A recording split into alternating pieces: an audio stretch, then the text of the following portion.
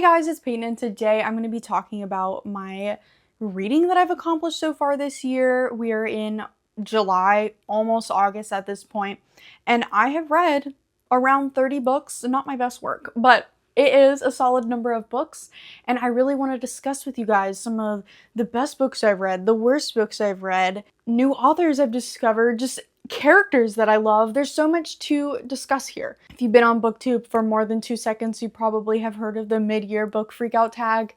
A lot of us do this tag every single year. The creator will be linked down below. It's a great tag for highlighting the key moments in our reading so far this year and then what we're hoping to read for the rest of the year. So let's just go ahead and get into it because there's a good number of books right under me right now and we need to talk about them. So we have to start at the very top, okay? What is the best book that I've read so far in 2025? I mean, if we've been on my channel for more than 2 seconds, we know I am the biggest Hunger Games fan. You know, I won't say I'm the biggest, but I'm one of the biggest Hunger Games fans in the world. I am completely obsessed with it. I have a whole playlist on my channel with like 15 billion videos on it that I've been doing for like a decade, you know, throughout time, as there's more things coming out, because who would have thought we'd have 2 extra books after so long since anything happened. And then I'm getting my movies too. So I'm thrilled. Sunrise on the Reaping was, of course, 5 out of 5 stars for me. I was completely glued to this book. I was able to get it early. Why was it out in a store early? I don't know, but I took advantage of it. I'm so sorry. I could not resist. It was such an experience. Read in one day. I mean, to get Hamish's story, something that we've always kind of wondered about. I mean, we can't help but freaking eat it up. Like, at least me. I couldn't help but eat it up. I needed it. But I think she did such a great job with taking what we knew about Hamish's story from Catching Fire and making it twisted, you know? We always known the propaganda in the Capitol is absolutely insane. So for this book to fully take a stance on propaganda and how the elite really twist everything that you see, you can't trust anything. I feel like this book was very timely for the current state of the world, and I really appreciated the new characters, the new perspectives. Suzanne Collins is just great at everything she does. I'm so sorry, like, I'm gonna eat up every word she gives me, and will we ever get more content? I don't know. I'm pretty pleased with what we have now, and other than Tigress's story, I need information. I'm sorry. If you want way more in-depth thoughts about Sunrise on the Reaping, I have a whole reading vlog of me going through it. I did a theories video before it was released, and let me just say, my theories were pretty spot on. I was doing something, but I was only doing something because Suzanne Collins puts the breadcrumbs in so perfectly and everything has tied so well perfectly together. She's a genius. Let's move on. The best sequel that I read so far this year has to go to Oathbound. These are 2 purple books back to back. Oh my god. By Tracy Deonn. I am a big Legendborn fan. I just recently reread the first 2. I had a vlog for that as well, so link down below. But I reread the first 2 in anticipation for this. And this book is thick, so it took me a little bit to read because I read slow. I do read slow, but once I really like get into it, I flew through the second half of this book. And I love these characters. If you don't know anything about the Legendborn cycle, it is taking place on a campus that I live near, UNC Chapel Hill. Bree Matthews, she's recently lost her mother, like literally a couple months ago. Her mother went to UNC Chapel Hill, so for her to be going into the early college there, which actually the early college doesn't exist apparently, but in this book it does. It's fine. So Bree ends up going to the early college there, and once she's there, she ends up seeing a lot of things that are magical and not quite of this world. There's a lot of intertwining King Arthur lore. I don't know much about King Arthur. I'm not gonna lie. I was never that into King Arthur, so that's not really why I originally picked up this series. It was more so the author lives near me. I've met her several times. I'm obsessed with her. And it's a YA fantasy set on a campus that like I do know and I have been to many times. So it's just such a cool concept for me. But the characters, Bree Matthews, Nick Davis, Selwyn Kane, William, everybody. I love, oh my god, everybody in this series. I just love them. There's so many characters actually.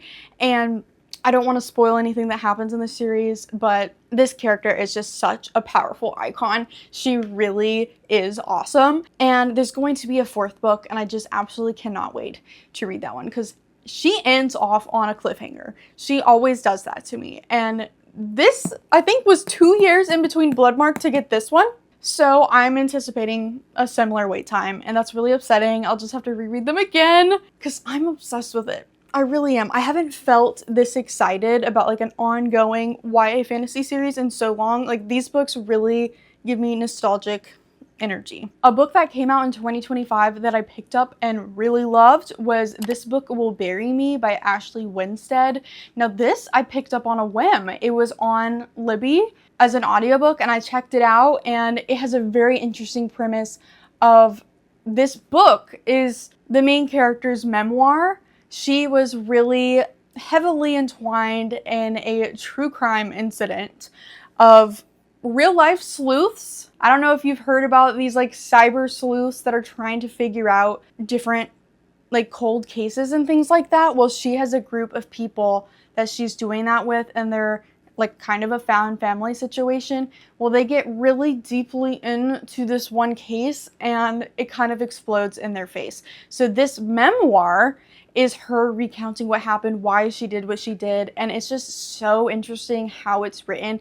I loved listening to the book because I felt like the character really was talking to me, and this book, I felt like I had it all figured out, which I did actually end up guessing what was going on here. This is an adult thriller, so there's like twists and turns, lots of plot twists. I did end up guessing it, but she was still able to make it okay that I guessed it. Like, I enjoyed how it came about. So this was one completely unexpected, and I am interested to read this author's other books because I know she has some other adult thrillers that I have not picked up. Some anticipated releases of the rest of 2025 that I'm super excited for. One of them I think just came out, and the other one might be coming out this week or something.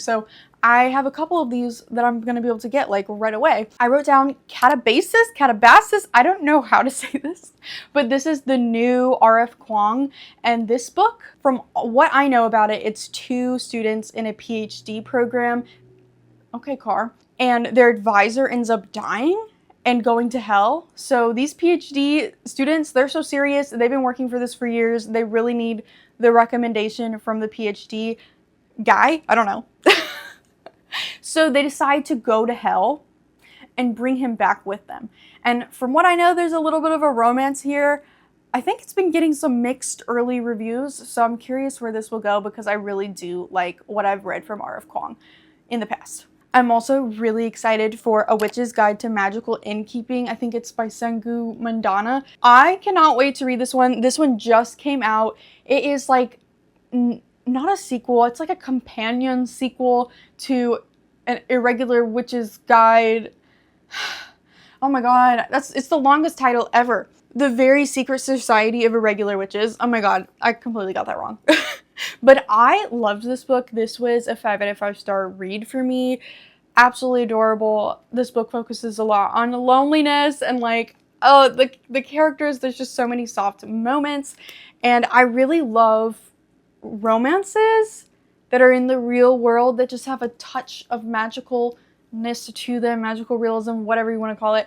I love it, so I can't wait to see what this one's about. I honestly don't know anything about it. I just know it's set in the same universe, and I think it is a different couple for this one. So I'm assuming they might be connected, like we might see these characters potentially. Not really sure, but I'm super excited to pick that one up. The new Holly Jackson book, and this is her debut into the adult thriller realm. It is called Not Quite Dead Yet, and I'm pretty sure the premise for this one is the main character is investigating her own murder. Someone tried to kill her, like hit her in the head really bad, and I think this wound in her head is going to end up killing her, and she's like racing against time to figure out who did this to her. What a crazy premise. I love Holly Jackson. She wrote A Good Girl's Guide to Murder and a bunch of other books that I really, really love, and I have loved everything that I've touched by her. Like, this is one of my auto-buy authors, so I can't wait to see what she's doing with this one. And then another one, I think this one's gonna be in the fall time of the year, I'm not really sure. Our Vicious Descent by Haley Dennings. This is the sequel to This Ravenous Fate. I really loved This Ravenous Fate. Haley is someone who used to be a booktuber, but now she's more on like BookTok realm, and she's really awesome. I got to meet her at YALLFest, and that was super fun last year, and she's just the sweetest person ever. So I can't wait to read this one. It's a duology. It is Sapphic Vampires in the Harlem Renaissance, and I really, one character in particular, I really love her, and I can't wait to see where this is going, because it's like major enemies to lovers, and I need to know. I need to know what's going on. Now, unfortunately, we're going to talk about the biggest disappointment of 2025. I have not been reading anything crazy, like disappointing, because a lot of my reading this year has been rereads. So it's books that I already know that I love. I think I very rarely have come across an experience where I reread something that I know I love and then I end up hating it. That's so sad. So I haven't hated really much of anything. I think this one I gave 2 stars. It's The Summer of Broken Rules. I can't remember the author's name. I'm like, my memory's just not good like it used to be. I picked this one up. It had really cute sprayed edges, and I've been really into the summer romance beachy vibes. Like, I want a book set at the beach. So I picked this one up, and it is a YA romance. There's so many YA romances that I really love, but I do think it is harder and harder to impress me because I've just read so many at this point that it really has to stick out to me. The characters really have to stick out to me. The connection between them has to stick out to me. And this one just fell flat. I don't think it's a book that is bad by any means. It's just personally wasn't really for me, but I think a lot of people could really enjoy it still. Biggest surprise of the year, this one, really? I was surprised because I don't know why. In my head, Wild Love by Elsie Silver, I don't know, I just had this thought in my head. I thought it was going to be cheesy, like not cute. I feel like these are like BookTok books. I don't know. I don't really watch BookTok. I feel like I'm the only person that doesn't do that. I love BookTube. I'm so sorry. I prefer long form content, and I feel like nobody feels that way these days. So I don't know what's wrong with me. But I just did not think I was going to love this. Like, I picked it up though. Look at these tabs. I absolutely ate up this romance. It is a billionaire romance, and honestly, I think I needed to read about that. I needed to be able to pretend that I could just be like crazy rich someday, you know? I could just be a billionaire all of a sudden. No, but it's great to imagine. That's why we read, okay? We fantasize about these things. I enjoyed this. It was like childhood friends to lovers. They weren't really friends, but her brother is best friends with him, the guy. Couldn't tell you his name at this point. Like, I don't remember people's names.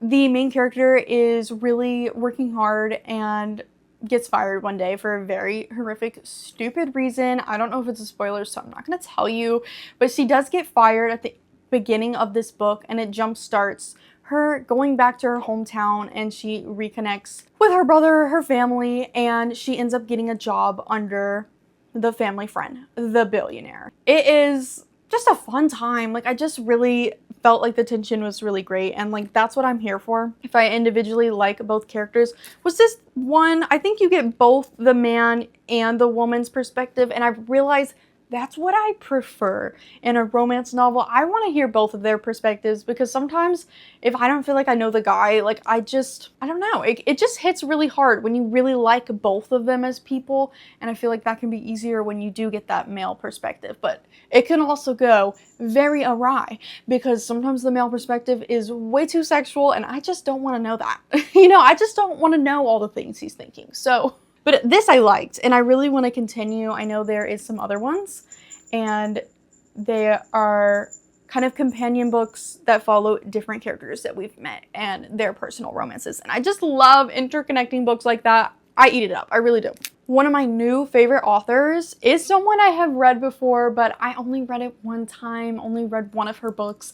And this year, as I reread the first one, I fell in love with her books. I got to meet her this year, so I'm just super excited about this author. I really recommend people read Elle Cosimano. She wrote Finley Donovan is Killing It, and this is like the most fun series ever. Like, this is something that I give people if they don't really like reading that much. Like, my mom ate this up. She read it.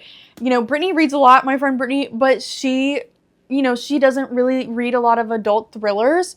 she ate this book up too. She read the whole series. Like, we were reading them at the same time. A new one just came out and it's still ongoing. I still need to read the brand new one. We're on book 5 right now, okay? And there's gonna be 6 and 7. So it's so fun. It is about a mom. She's an author. She's a single mom trying to make ends meet. She's an author of not very successful books, okay?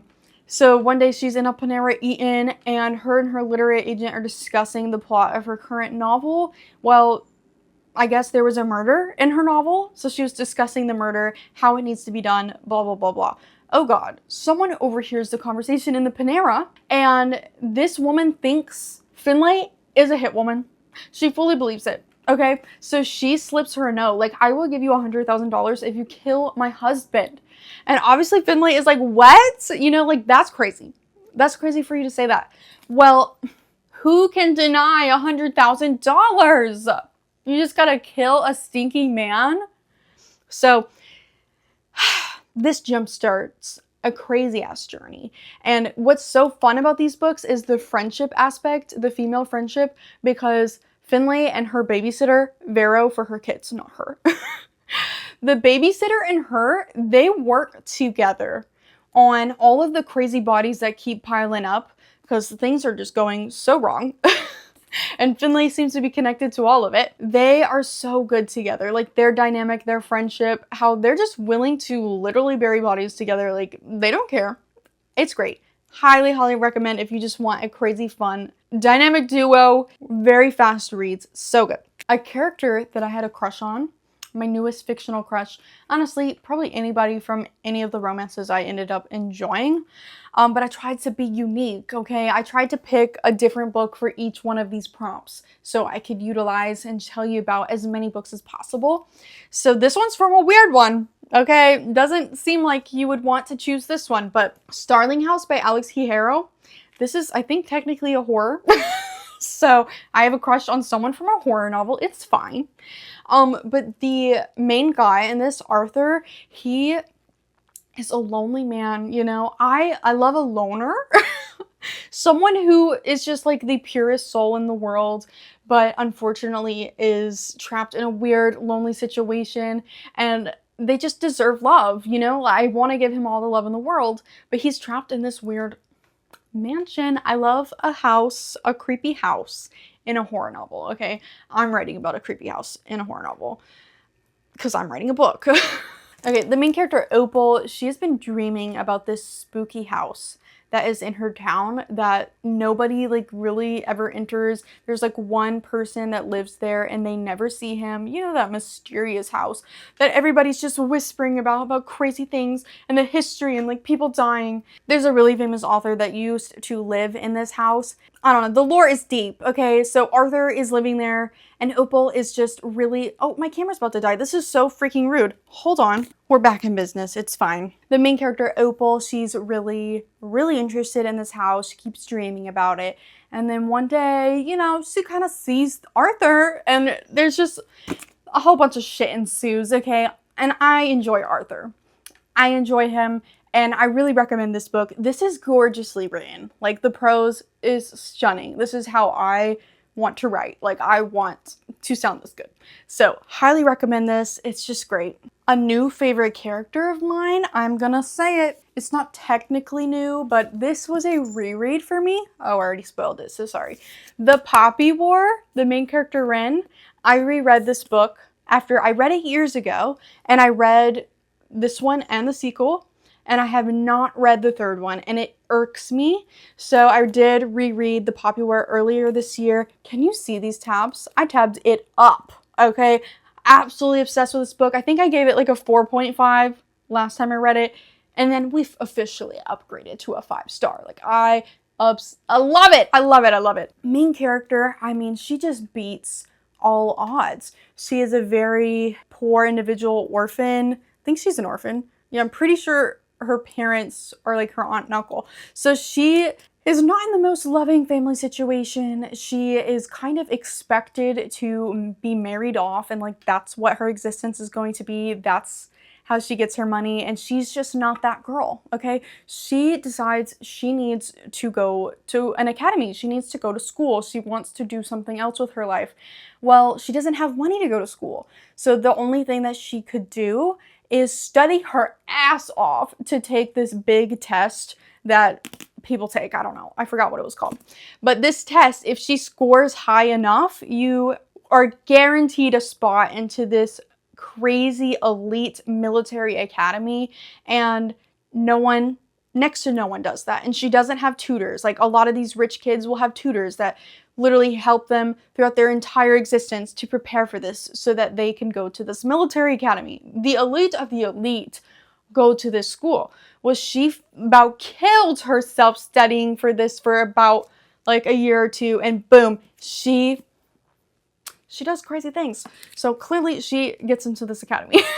She thought that that was going to be the hard thing. No, her life gets harder and harder. This book is so insane. She is the most like resilient character I've ever read about. And what's so interesting about her is, you know, she's not all just goodness and kind-hearted. She has some really dark sides to her. And that's what I love about her. I'm like, yes, let's kill the world. Like, no, but seriously, like, I cannot wait to see how the series wraps up. Super interested in how her and some of the character dynamics she has with other people wrap up.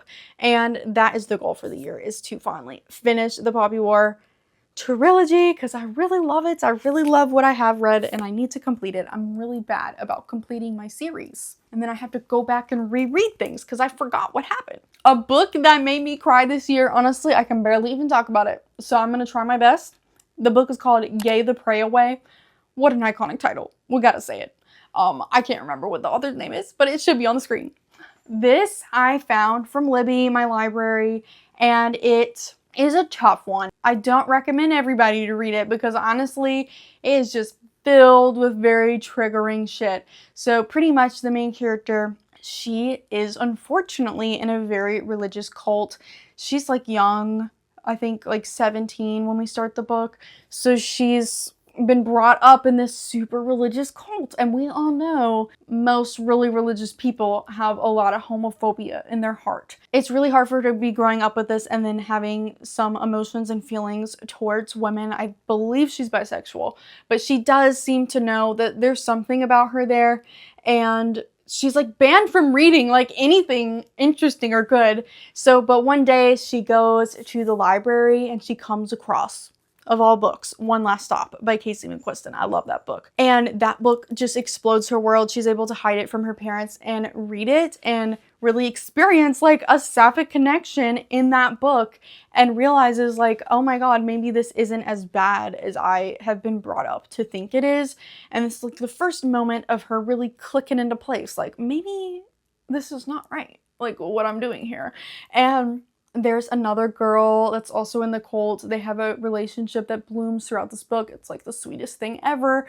But seriously, it made me sob at the end because there was a lot of personally triggering things with just dealing with very religious people in my life who just hate the truth of the situation. You know, the person that I am. So I was just triggered.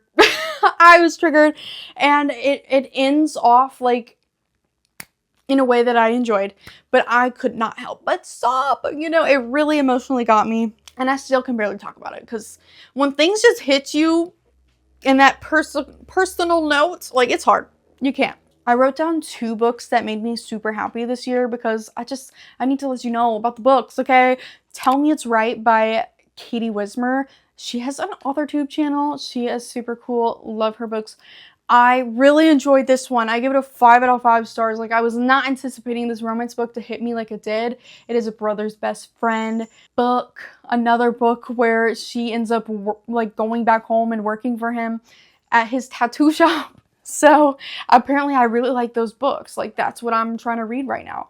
And I just really enjoyed the romance. I recommend you read it. There's another book that is also a companion with other characters. And it was just a lot of fun. It's a little small town, beachy town setting.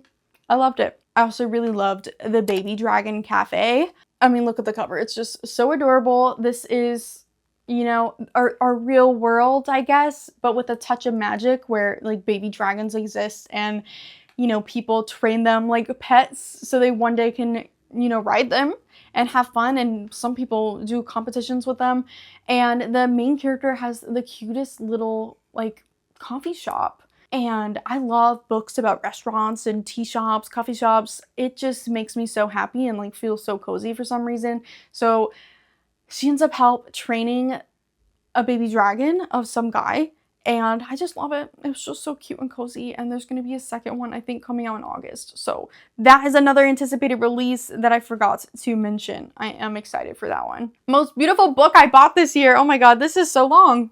But I must discuss the books. I had to give it to this book. I already hauled it in a book haul I did this year, but I mean, I just have to mention. I mean, there's these sprayed edges. It's The Floating World by Axie O. And honestly, don't know what this is about. I know it's a YA fantasy, and I don't know what's about because I have a Fairy Loot subscription, so they just send me books I've never heard of, and they're the most gorgeous things I've ever seen in my life. And I just, you know, I need to read them. I haven't, like, been reading any of these lately, and it's like, come on. You have some work to do. Like, this is just the most stunning edition of a book I've ever seen in my life. Main character is a spirited acrobat traveling with her family, and they are attacked by a demon. So that's all I know. And, you know, I love YA fantasy. It's just something I really enjoy. So I'm sure that this will be a fun book for me to read. Can't wait to see when I read it, because, oh my god, I'm so bad about having books rot on my shelves for years. The final question. Oh my god, we're wrapping it up. Can you believe it? If you made it this far, give me a teacup emoji or something. My TBR for the rest of the year. So let me show off some of the books that I hope to get to. I already mentioned that I really want to finally finish the Poppy War trilogy. I have to reread The Dragon Republic as well. But the main goal is to read The Burning God. And I'm just really scared of thick books. Even though some of my favorite books are like the thickest books ever. And I just need to focus on quality over quantity. So I actually lowered my Goodreads goal. Usually I have like a goal of 50. This year I put 25 in the hopes that I would encourage myself to read some thicker books, which I do feel like I've been doing, but I need to stop rereading things. But this is a good reread, okay? Actually, I haven't read this one, but the other two, I had to reread those to get here, but it is the goal because I really, really love what I have read. I just need to accomplish this series. Another one on my TBR for the year is The Dance of Lies by Brittany Arena. This is a new adult fantasy that just came out, and I met the author. It was at her release party because she lives really near me, and I'm really excited for this one because she is a chronically ill writer who shares several chronic illnesses with me, and that is really cool to see. And the main character is also sharing those illnesses. I just need more books that include chronic illness, and especially ones that like I personally relate to. And that's what I'm doing with the book that I'm writing currently. So it's very cathartic for me to do that, and it's cathartic for me to find other books that are doing that as well. And I just can't wait to read this one. It's like a romantasy, so I think it's going to be a lot of fun and hopefully inspiring for me to read, because seeing someone also struggle the way that I've been struggling, especially recently, she was able to claw her way out of the struggle and fight that battle and get this book written, and that's what I'm trying to do. So she wrote through the pain, and I'm trying to do that right now too. So it was just super inspiring to attend that event. Another book on my TBR is Crooked Kingdom by Leigh Bardugo, because believe it or not, I still haven't read this book. I've read Six of Crows twice because I reread it with the intention to read Crooked Kingdom, and then I never did. I don't like Six of Crows the way everybody else does. I'm so sorry to admit it. And honestly, I might pull out my hair if I read it again. I know what happens, so I might just take the leap and try to read Crooked Kingdom without refreshing my memory. Maybe there's like a breakdown online that I can read, because I just don't want to read it again. I feel like it's going to make me hate the book. I feel like that's what happened to me in Children of Blood and Bone. I really loved it the first time I read it, and then I reread it when the sequel came out. I liked it less, unfortunately, and then I don't even know what happened. And then I didn't really like the second book which was upsetting. And then I was forced to reread it for a class that I was taking, which I probably could have just not reread it, but like I forget things, you know? So making myself read it that third time, I can't look at that book, you know? It's been too many times. So I don't want to do that to Six of Crows, but I'm like, will I understand what's happening in Crooked Kingdom? The reason I'm saying I want to read it is because I am going to a Bardugo book event in September. It's like a 10th anniversary something for the Six of Crows duology, and she doesn't go to a lot of places. I've met her one time years ago, and that was really cool. So seeing that she was coming close to me again, I want to go to that because I do like her books. We will see how that goes, okay, guys? I don't know how it's gonna go. And the other book that I'm really trying to read this year is Can't Get Enough by Kennedy Ryan. I really, really love Kennedy Ryan. She also lives near me as well, so I'm like really discovering the writers that are nearby me, like super successful writers too. And I'm like, I'm in awe. Like, can I just do what you're doing, please? I'm trying to do it too. This one is the third one in the Skyland series, and this is like a romance companion series as well. I really loved the first one. What was it called? I'm not good at this, man. I love her book Real, which was a chronic illness book, and that's how I discovered her. And I've been reading these ones as well. But I still am halfway through the second one of this series. I don't know why I haven't finished it because I was really, really loving what I was reading. So I need to finish that and then read Can't Get Enough because this just came out and I'm super excited about it. It follows one of the friends. So, that's it. This was such a long video. I apologize. I hope you enjoyed it. Like, I do enjoy doing like recommendation type videos. I want to gush about the books that I really loved. I am not the most hateful reader. Like, I feel like if I'm really entertained, you got me there. It doesn't even have to be the most top tier writing. Like, I just want to be entertained. That's why I'm reading. That's it for this. I am excited to see what I'm going to read in the second half of the year, and I will give you probably a top 10, top 20, whatever favorites list at the end of the year. So definitely please feel free to subscribe and like this video because it really helps get other people to see the video, and I would appreciate that. Thank you guys so much for watching this video. I hope to see you again sometime. Yeah, let me know what you read so far this year that you would recommend for me to read that I haven't read yet. I'll see you later. Goodbye.